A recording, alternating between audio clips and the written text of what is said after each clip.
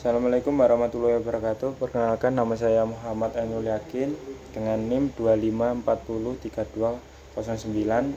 Saya dari kelompok 3 akan mempresentasikan makalah. Yang pertama, perencanaan dalam perusahaan. 1. Definisi perencanaan dalam perusahaan. 2. Asas-asas perencanaan. 3. Keuntungan perencanaan. 4. Kekurangan atau tantangan perencanaan. 5. Sifat-sifat strategis dalam perencanaan. 6. Langkah-langkah perencanaan. 7. Kesimpulan dan kajian pustaka.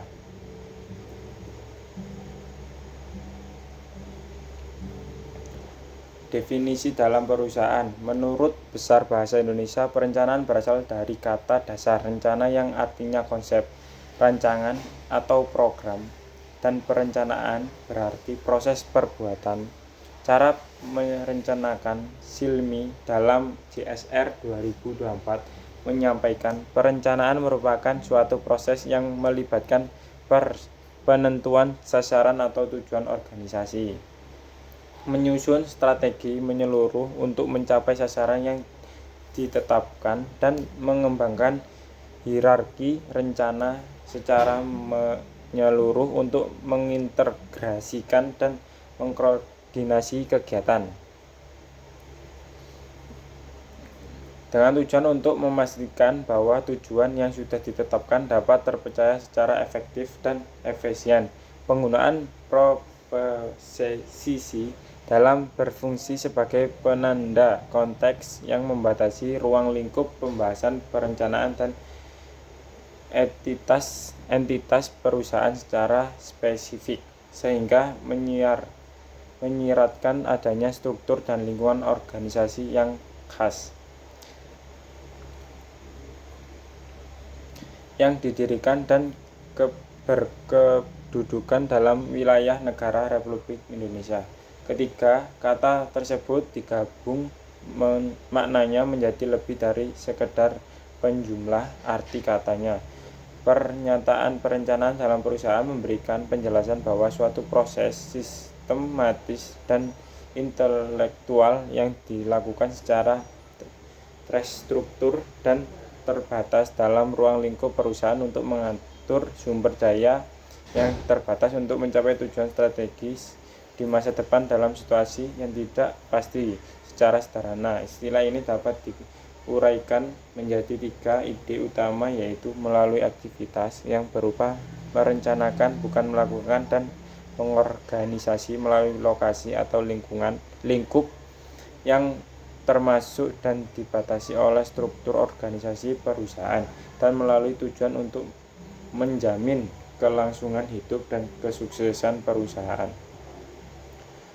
Asas-asas perencanaan. Menurut Hasimbuan 2017 menyampaikan bahwa asas-asas perencanaan terbagi menjadi 6, yaitu Principle of Contribution, objektif atau asas perencanaan dinamakan setiap perencanaan dan segala perubahannya harus ditujukan kepada pencapaian tujuan. Principle of Efficient of Planning atau asas perencanaan dinamakan setiap perencanaan harus efisien dalam pelaksanaannya sehingga dapat mencapai tujuan dengan biaya yang sekecil-kecilnya. Planning atau asas perencanaan di mana pemimpin membutuhkan fungsi-fungsi utama. Planning atau asas perencanaan dinamakan pemimpin membutuhkan fungsi-fungsi utama seperti pengorganisasian, penyusunan staf, pengarahan, dan pegawai. Pengawasan tidak mungkin untuk menjalani fungsi manajemen lain tanpa mengetahui tujuan dan pedoman kebijaksanaan. Asas perencanaan yang penting karena pemimpin tingkat tinggi banyak mengerjakan dan bertanggung jawab atas pelaksanaan rencana. Atau asas perencanaan yang memiliki patokan perencanaan berguna bagi ramalan, sebab premis-premis perencanaan dapat menunjukkan kejadian-kejadian yang akan datang. Asas perencanaan yang meliputi kebijakan dalam mewujudkan pola kerja, prosedur kerja, dan program-program kerja tersusun. Keuntungan dan kekurangan perencanaan. Menurut Sukarna 2011, keuntungan dalam penggunaan perencanaan adalah sebagai berikut. Perencanaan dapat membantu mengatur sebuah produk menjadi lebih teratur dan tertuju. Perencanaan meminimalisir tindakan-tindakan yang tidak produktif. Perencanaan membantu penggunaan suatu alat pengukuran hasil kerja. Perencanaan menyebabkan fasilitas-fasilitas yang ada dalam perusahaan dipergunakan dengan sebaik-baiknya. Sedangkan kekurangan dalam penggunaan perencanaan juga dijelaskan oleh Sukarna dengan sebagai berikut. Informasi atau fakta-fakta yang dibutuhkan untuk meramalkan masa yang akan datang belum tentu tepat, sehingga manajer tidak akan dapat secara pasti meramalkan apa yang akan terjadi pada masa yang akan datang.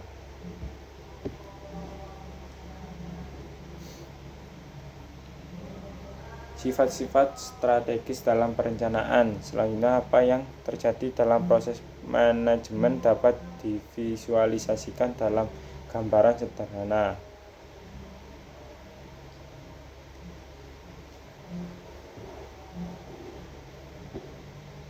Proses dalam perencanaan: menentukan tujuan, menetapkan premis, mencari dan menyelidiki berbagai kemungkinan, rangkaian tindakan yang diambil.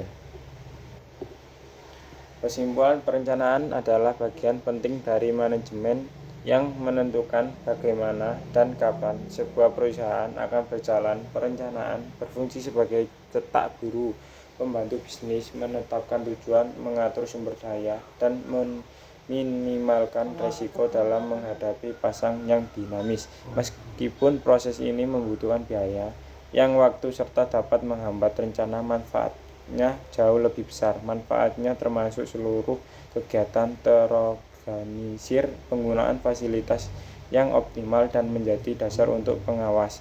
Perencanaan dasar seperti asas kontribusi terdapat tujuan dan efisien memastikan bahwa setiap langkah strategis selaras dengan tujuan perusahaan.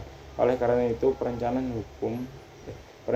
bukan hanya sebuah proses administrasi, itu adalah tugas strategis penting. Perusahaan dapat mencapai kesuksesan dalam jangka panjang dengan menerapkan strategis sistematis, mulai dari penetapan tujuan hingga evaluasi. Sekian presentasi saya dari kelompok 3. Wassalamualaikum warahmatullahi wabarakatuh.